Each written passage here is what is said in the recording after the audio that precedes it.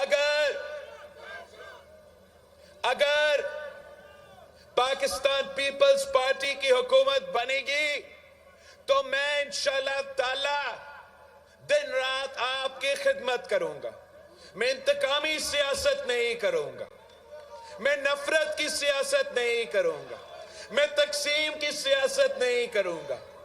मैं अपने सियासी मुखालिफों के बेटियों को, बहनों को गिरफ्तार करके सियासत में, ये सियासत में, हमारा सियासत में, पीपी के सियासत में नहीं होता। बाकी सियासी जमातें जो हैं उनको मैं कहना चाह रहा हूं कि जो भी आप आज करवा रहे हो कल यही आपके साथ होगा। ये मुक्के फाते अमल होता है और हमने अपने आंखों से देखा कि वही जमात जो शहीद मोहतरमा बेनजीर भुट्टो पे जाली केसेस बनाते थे, वही जमात जिसने सदर जरदारी पे जाली केसेस बना के जेल में डाल दिया था, वही जमात जिसने सदर जरदारी का जबान काटा, गला काटा, तशद्दुद किया, मेरे कारकुनों पे तशद्दुद किया, जो कहते थे अपनी सियासत ये होती थी कि औरत की हुक्मरानी नामंजूर। फिर मैंने खुद अपने आंखों के साथ देखा, मुझे कोई खुशी महसूस नहीं हुआ, मगर मैंने अपने आंखों के साथ देखा कि वही जमात जो ये सब कुछ करते थे उनके साथ वही सब कुछ हुआ था, उनके साथ वही सब कुछ हुआ था।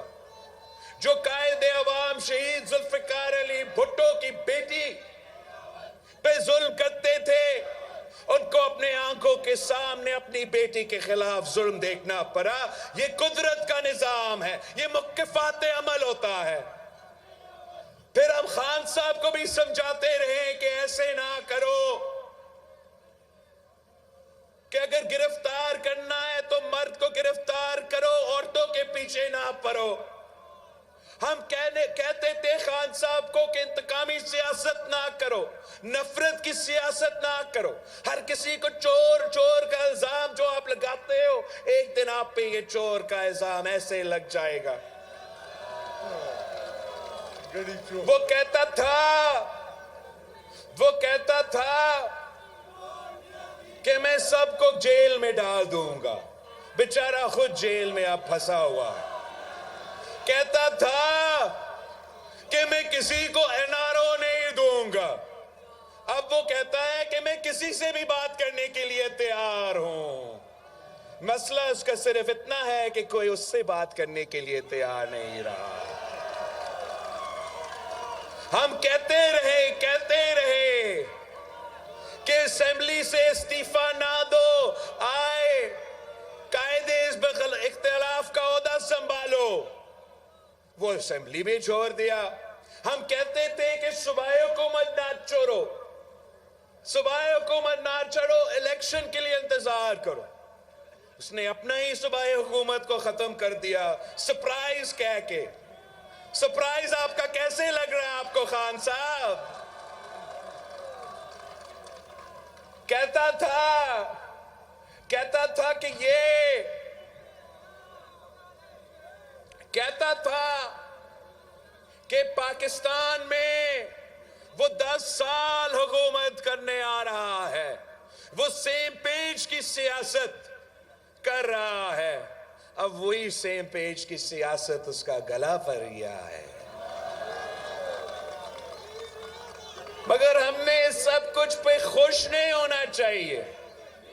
पीपल्स पार्टी के जियालो तो पहले से कहते आ रहे हैं, ये कहानी आप पीटीआई के कारकुन को समझाएं कि पाकिस्तान की सियासत अप्रैल 2022 से तो शुरू नहीं होता है। पाकिस्तान की सियासत को आप देखें, हमारे दौर में 2008 से लेके 13 तक जुडिशरी के साथ मिलके हमारा वजीर आजम को निकाला गया, नाअहल करवा दिया गया, दहशतगर्दों का इस्तेमाल करके हमसे लेवल प्लेइंग फील्ड छीना गया। मियां साहब वजीर आजम बना 2 दहाई अक्सरियत के साथ, मगर वो भी अपना हुकूमत नहीं बचा सका, वो भी नाअहल हुआ। मुझे क्यों निकाला का रोना धोना शुरू कर दिया।